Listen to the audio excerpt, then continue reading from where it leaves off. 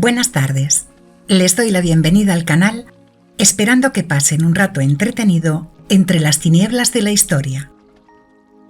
En la cita de hoy hablaremos de mujeres importantes de la historia, que con su talento, intelecto, aptitud, mérito y abnegación cambiaron el mundo en diferentes épocas y sectores. Así que espero que disfruten de una tarde de sofá, con una luz tenue y relajante y un té de su gusto.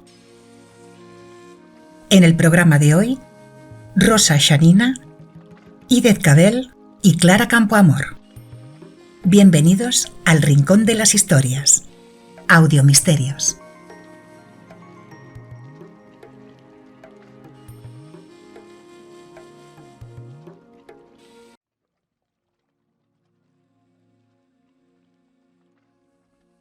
Rosa Xanina nació el 3 de abril de 1924, en una aldea rusa de Yezma, en la gobernación de Vólogda, la Unión Soviética.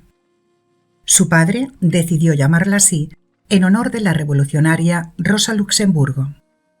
Se educó en Central Women's Sniper Tuning School y fue maestra de educación primaria. Sus padres eran Gorgi, un registrador retirado por una herida en la Primera Guerra Mundial, y Anna, una lechera. Tenía 6 hermanos, una chica llamada Yulia y 5 chicos, Mikhail, Fyodor, Sergei, Pavel y Meret. Rosa era una chica alta, con los ojos azules y el cabello castaño claro. A los 14 años viajó a Arcángel para ir a la universidad, a pesar de la negativa de sus padres. Y en la residencia universitaria, la chica a veces regresaba tarde a su habitación y como las puertas de la universidad ya estaban cerradas, sus compañeros ataban sábanas para que escalara por la ventana. En el año 1938 se convirtió en miembro del movimiento juvenil soviético. 2 años después, al no tener ayudas de su casa, comenzó a trabajar en un jardín de infancia, en el que le ofrecieron apartamento gratis. Así que mientras trabajaba por las mañanas, por las tardes estudiaba, y se graduó de la universidad en 1942, cuando la Unión Soviética había sido invadida por la Alemania nazi. Rosa se convirtió en francotiradora en la línea del frente, presentándose voluntaria para el ejército al fallecer su hermano en 1941, pero la rechazaron por su edad. En 1942, ya con 18 años, le dejaron ir a los cursos de adiestramiento militar inicial, para al año siguiente reclutarla y enviarla a seguir estudiando a la Escuela de Adiestramiento Central para Mujeres Francotiradoras. Participó en la Segunda Guerra Mundial, llamada Gran Guerra Patria, en Rusia. Fue muy elogiada por su puntería y su táctica era disparar 2 disparos consecutivos, llamado doblete. Cuando le quitó la vida a su primer nazi, sus compañeras tuvieron que calmarla, ya que para ella fue un shock, pero en poco más de medio año ya les quitaba la vida a sangre fría. La condecoraron siendo la primera mujer con la Orden de la Gloria de la 3ª clase. Luchó tanto ella como sus compañeras contra las fuerzas de sus enemigos y contra los francotiradores nazis, por lo que el 16 de septiembre de 1944, Xanina, que ya era sargenta mayor, fue condecorada con la Orden de la Gloria de la 2ª clase. En 1944, un periódico dijo de ella que era el terror invisible de Prusia Oriental, convirtiéndose en la primera mujer en servicio del Tercer Frente bielorruso en recibir la Orden de la Gloria. Rosa fue muy elogiada por su valentía y siempre estaba en primera línea, participando en las batallas más encarnizadas. En el mes de diciembre la hirieron en el hombro y a finales de ese mes le dieron la Medalla al Valor. El 16 de enero de 1945, a escondidas, escribió en su diario que aunque quería permanecer en un lugar seguro, alguna fuerza desconocida la llevaba a colocarse en primera línea, pero que no tenía miedo y que había accedido a unirse al combate cuerpo a cuerpo. Hoy estoy lista para atacar, incluso cuerpo a cuerpo. No tengo miedo, ya no encuentro placer en mi vida. Me alegraría morir en nombre de mi patria. Qué bien que tengo esta oportunidad, de lo contrario tendría que morir de una manera patética. Pero ¿cuántos soldados pierden sus vidas?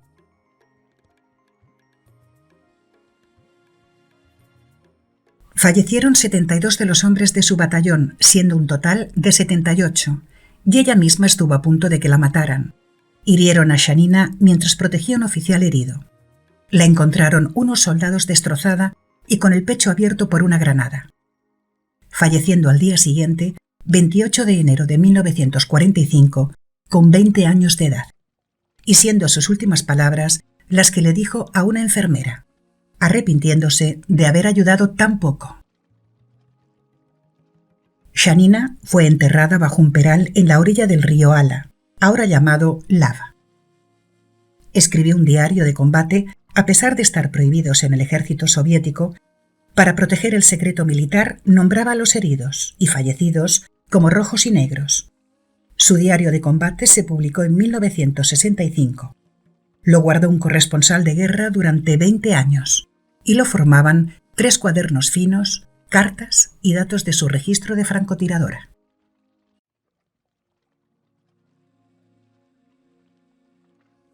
Edith Louise Cavell nació el 4 de diciembre de 1865 en un condado inglés de Norfolk, Inglaterra, y fue una pionera de la enfermería moderna en Bélgica.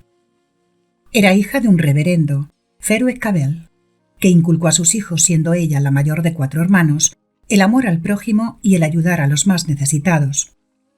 Al acabar sus estudios, trabajó como tutora y educadora para muchas familias, pero al enfermar su padre, regresó a casa para cuidarlo y cuando éste se recuperó, estudió enfermería.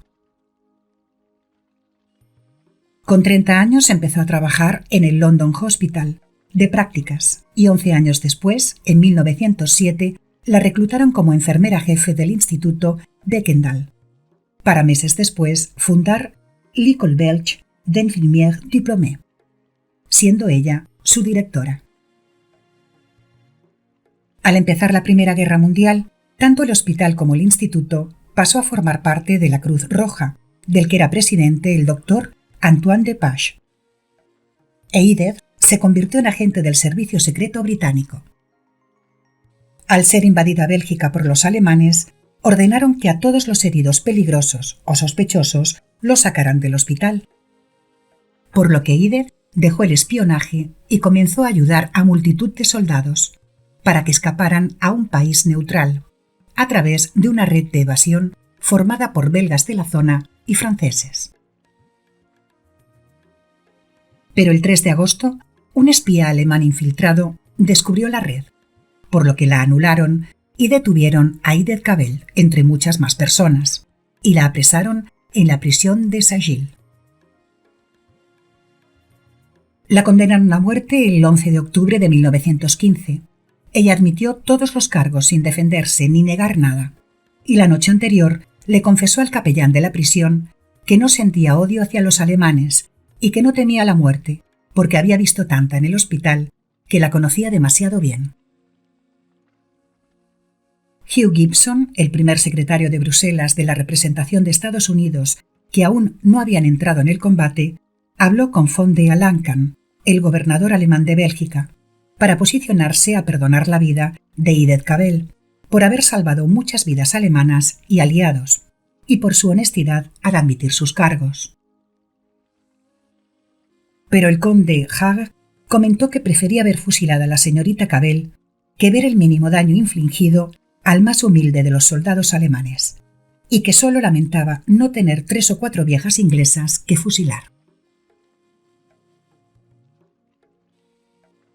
El asesor de la embajada estadounidense Hugh Gibson y Rodrigo de Saavedra, el embajador de España, también pidieron la conmutación de la pena, sin ningún éxito. Edith Louise Cavell fue fusilada el 12 de octubre en el terreno militar de Tia National. Atua Semaman, el ministro alemán de Asuntos Exteriores, comentó que la ejecución de Edith había sido lamentable pero necesaria, y que consideraran qué le sucedería a un Estado, sobre todo en guerra, si permitiera que los delitos contra la seguridad de sus ejércitos no recibieran castigo por haber sido cometidos por mujeres. Si se les perdona, se haría a expensas de la seguridad de nuestros ejércitos, pues hay que temer nuevos intentos de hacernos daño, si se cree que los delincuentes no sufrirán ningún castigo o solo una pena leve. A posteriori, un oficial del Estado Mayor alemán comentó: «Fue uno de nuestros mayores errores. No pudimos concebir una acción más impopular». La historia de Edith Cavell se publicó en prensa y libros. Se convirtió en una figura representativa y simbólica para el alistamiento militar, y su notoriedad derivaba de su profesión, la enfermería, su género y su actitud valiente ante la muerte. El médico militar de la prisión, que después se convirtió en el famoso poeta Gottfried Benn, fue quien certificó su muerte para escribir después que nunca había conocido una mujer con tanto valor, juzgando su fusilamiento como entró en la guerra y la guerra la destruyó. Una vez acabada la guerra, el 13 de mayo de 1919, su cuerpo, enterrado en el cementerio donde la ejecutaron, fue llevado desde Bruselas a Londres, aclamado por miles de personas y escoltado por tropas británicas. Y después de su funeral en la abadía de Westminster, lo trasladaron en tren a Norwich, a una zona llamada Lights Green, la vida es verde, bajo el muro oeste de la catedral. Como rememoración de su vida y de su sufrimiento y abnegación, a la memoria de Edith Louise Cavell, la Iglesia de Inglaterra le dedica el 12 de octubre a su memoria.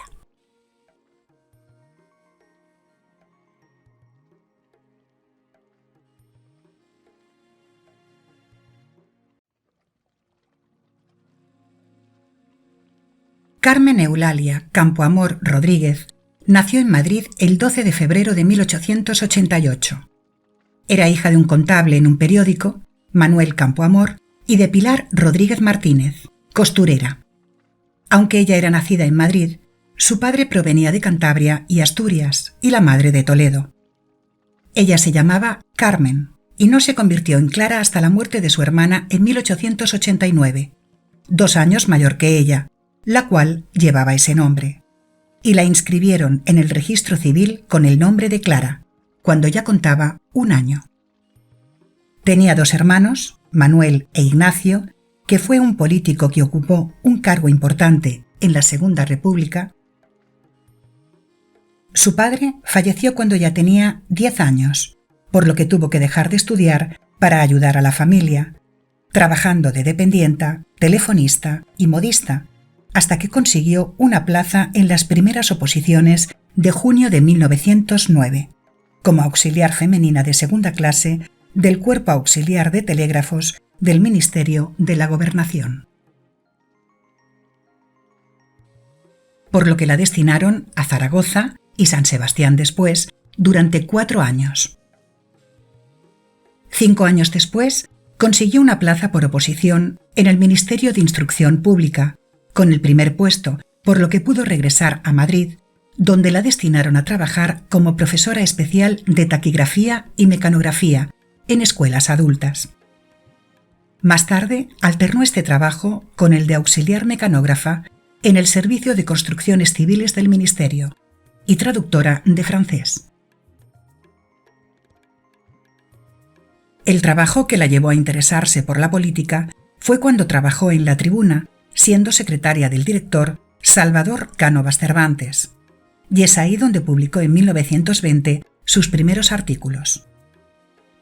En este tiempo empezó a frecuentar ambientes intelectuales de la ciudad, conociendo a feministas y a la escritora Eva Nelken, siendo su seudónimo Magda Donato, actriz, periodista, escritora de obras dramáticas, narradora y feminista. Colaboró escribiendo en prensa, dando conferencias y en asociaciones feministas. Estudió bachillerato, para después ir a la Facultad de Derecho, y con 36 años fue una de las primeras abogadas del momento, licenciándose el 19 de diciembre de 1924. Comenzando a ejercer su profesión, además de participar en agrupaciones como la Federación Internacional de Mujeres de Carreras Jurídicas y el Instituto Internacional de Uniones Intelectuales. Fue la segunda mujer en formar parte del Colegio de Abogados de Madrid en el año 1925, después de Victoria Kent, abogada y política republicana española. Fue la primera abogada en defender un caso ante el Tribunal Supremo, la primera en formar parte de la Junta Directiva del Ateneo de Madrid, que es una institución cultural privada que agrupa a personas interesadas en alguna rama de la cultura o del conocimiento. Y también fue la primera mujer en hablar en el Congreso en 1931, cuando consiguió su escaño, además de manifestarse ante la Sociedad de Naciones, actual ONU. En 1929 formó parte del comité organizador de la Agrupación Liberal Socialista, que fue una asociación política de corta duración, aunque sus promotores, de los que formaba parte Clara Campoamor y Matilde Huici, que eran las únicas mujeres, eran de gran importancia intelectual. Clara dio muchas conferencias en la Asociación Española de Mujeres Universitarias, amparando siempre la igualdad de derechos de la mujer y la libertad política. Clara Campoamor fue elegida diputada por el Partido Republicano Radical en la Segunda República de las elecciones de 1931 en Madrid, donde las mujeres podían ser elegidas, pero no votar. Se afilió a este partido por su ideología de izquierdas, radicalismo, liberalismo social, laicismo, republicanismo y anticlericalismo. Formó parte del equipo que creó el proyecto de la Constitución de la Nueva República, formada por 21 diputados, y luchó por la no discriminación por razón de sexo, el divorcio, el voto femenino y la igualdad jurídica de los hijos dentro y fuera del matrimonio, lográndolo todo menos el voto femenino, que se debatió en las Cortes de España. Los republicanos radicales no querían que la mujer votase porque votarían a favor de la derecha al estar tan influidas por la Iglesia, por lo que Clara se enfrentó con Victoria Kent, otra reconocida diputada, abogada y de izquierda republicana, que fue la segunda mujer española en colegiarse como abogada y la primera en hacerlo en el Colegio de Abogados de Madrid en 1925. El 1 de octubre, Clara fue considerada vencedora con el apoyo de la mayor parte del Partido Socialista. Una importante parte de la derecha, prácticamente todos los diputados de Esquerra Republicana de Catalunya y pequeños grupos republicanos, votando en contra el Partido Radical Socialista, Acción Republicana y el Partido Radical, menos 4 compañeros, lo cual la incomodó considerablemente. Ni Clara ni Victoria pudieron renovar sus escaños. En noviembre de 1931, un mes después de las votaciones, Clara Campoamor creó un partido, en colaboración con los radicales, centrado en promover campañas a favor del sufragio femenino, o sea, el derecho al voto, y actividades políticas y culturales. También estuvo comprometida en la creación de la ley del divorcio y no defendiendo la prostitución en el Congreso, anulándola como forma de igualdad entre mujeres y hombres, y definiéndola como una quiebra de la ética, como un no al cuerpo como mercancía, ya que creía que la ley no puede reglamentar un vicio. En 1934, Clara impulsó una bolsa de trabajo de ciegos como directora general de beneficencia para facilitarles un trabajo y que no existieran mendigos invidentes en la calle, y a los mayores de 60 años concediéndoles una pensión al año de 1.000 pesetas de las de entonces.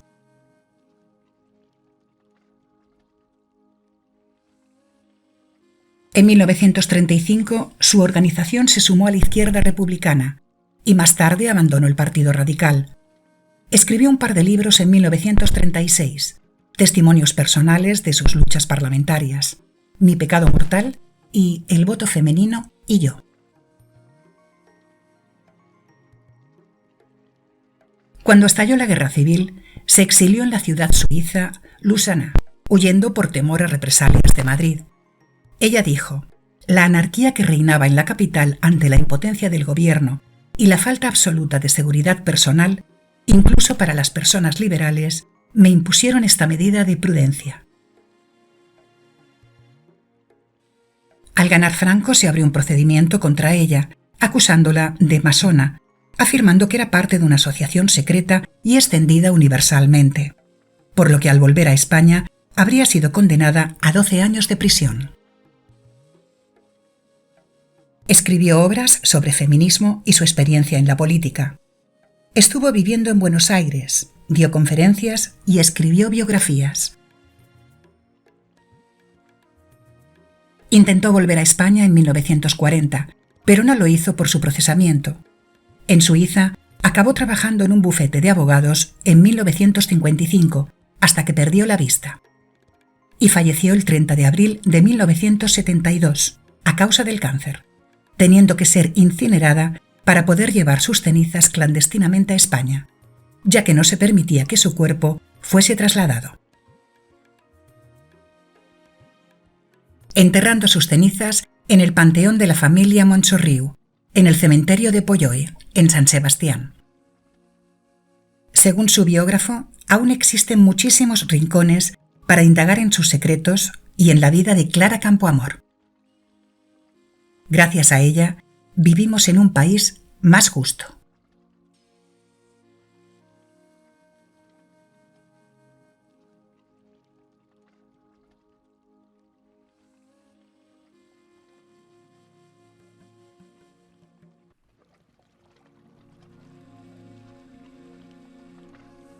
Si les ha gustado, por favor, accionen la campanita de notificaciones para saber que ha sido de su agrado y poder seguir ofreciéndoles contenido, compartir y darle a like para ayudarme con el canal. Hasta la semana que viene con nuevos relatos de Audiomisterios.